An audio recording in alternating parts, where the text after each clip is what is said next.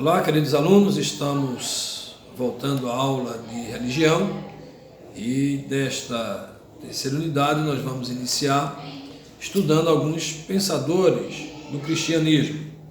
E vamos iniciar por um célebre teólogo dinamarquês chamado Kierkegaard. Alguns chamam Kierkegaard, mas a pronúncia em dinamarquês é Kierkegaard.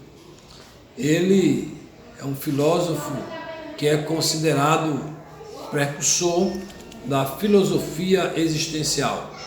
É essa mesmo, que combatia a filosofia especulativa e discutia propósitos, causas e consequências das ações humanas no âmbito da realidade do indivíduo. Era isso que a filosofia especulativa fazia, né? Combatia de forma árdua toda a causa e consequência das ações humanas no âmbito da realidade do indivíduo.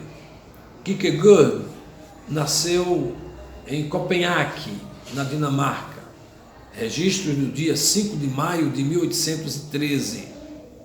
Seu pai era um ilustre religioso, marcante, atuante de fé, chamado Michael Kierkegaard. Este era viúvo, porém sem filhos. Casou-se com uma governanta da família, por nome de Anna Isserensdatter, com quem teve 7 filhos. Casamento abençoado. Mas Kierkegaard era o mais novo da família. Tanto é que, ao nascer, ele é chamado filho da velhice. Assim, essa relação entre Kierkegaard e seu pai marcou profundamente a sua personalidade e criou nele um alicerce de muitas de suas futuras obras.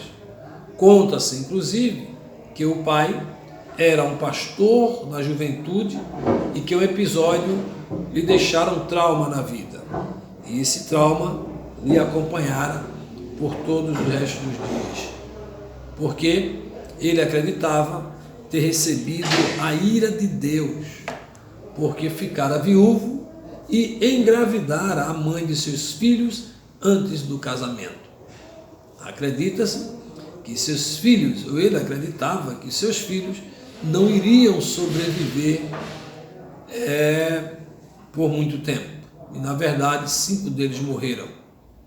Assim, Kierkegaard vive em um seio familiar bastante complexo e confuso. Em 1830, o Kierkegaard ele ingressou no curso de teologia lá na Universidade de Copenhague, mas ele abandonou o curso e se voltou para estudar filosofia, né? Mas com a morte do pai, já que ele herdara uma grande fortuna, e essa lhe permitiu dedicar-se apenas aos estudos.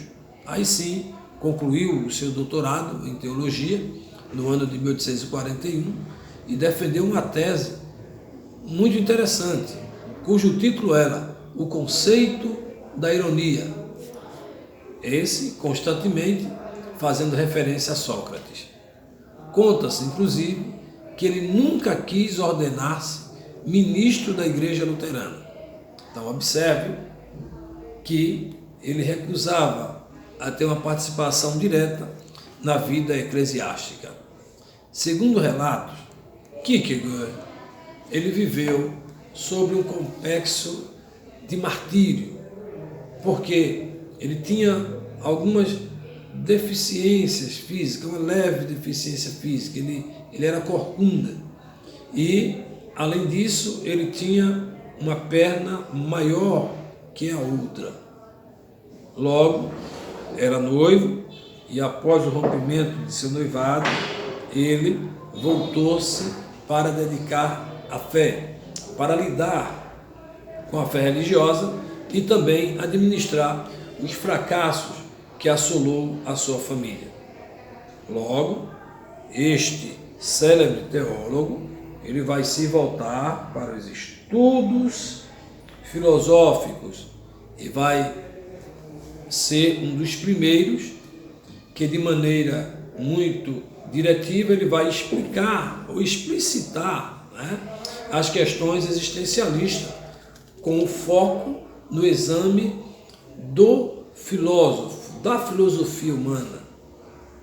Todo pensamento, entendia Kierkegaard, todo pensamento é desenvolvido através do seu íntimo, onde se encontram os elementos considerados por ele como importante para a sua filosofia. Tanto é que o resultado do seu pensamento foi novidade para a sua época, pois estava muito mais de acordo com as suas experiências do que com as teorias anteriores a seu tempo. Então, é uma espécie de existencialismo que será defendido dentro do conceito cristão. E Kierkegaard partiu da ideia de que o indivíduo é o único responsável em dar significado à sua vida e vivê-la de maneira íntegra, sincera e apaixonada, como com os inúmeros obstáculos, né, que se pode surgir e que surgem na vida de qualquer indivíduo. O existencialismo rejeita a ideia de a alma imutável, dando ao indivíduo o papel de construtor da sua própria realidade. Toda a sua energia se transformou em inspiração para a produção literária que aborda temas diversos da existência humana. Kierkegaard, entre outras publicações, ele é o autor de Isso ou Aquilo, um fragmento da vida, uma obra bastante lida, bastante apreciada. Ele chega a desenvolver o conceito de angústia, não é? É algo desenvolvido por Kierkegaard. Ele fala sobre os estádios no caminho da vida e, por fim, entre outras e outras obras, que aqui, se fôssemos citar, não teríamos tempo, fala sobre o desprezo humano, uma das obras, e a outra sobre a prática do cristianismo.